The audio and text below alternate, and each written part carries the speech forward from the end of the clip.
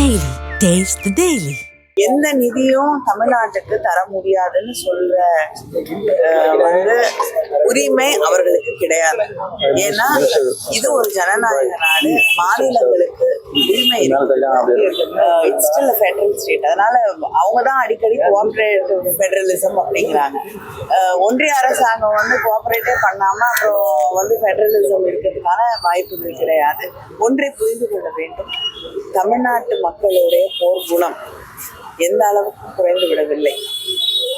வந்து பொதுப்பட்டியலில் இருக்கக்கூடிய கல்வி கொள்கையை அவர்கள் மாநிலங்களின் மீது தொடர்ந்து திணித்து கொண்டிருக்கிறார்கள்.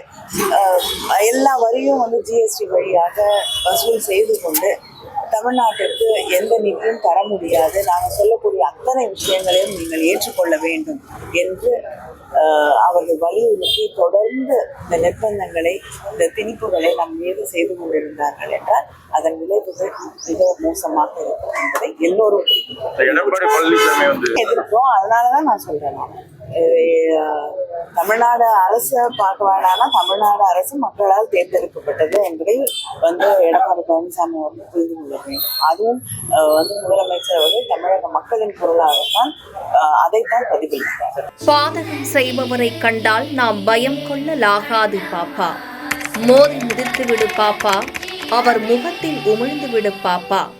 அண்மை செய்திகளை உடனுக்குடன் தெரிந்து கொள்ள இணைந்திருங்கள் எம் நாடு தொலைக்காட்சியுடன்.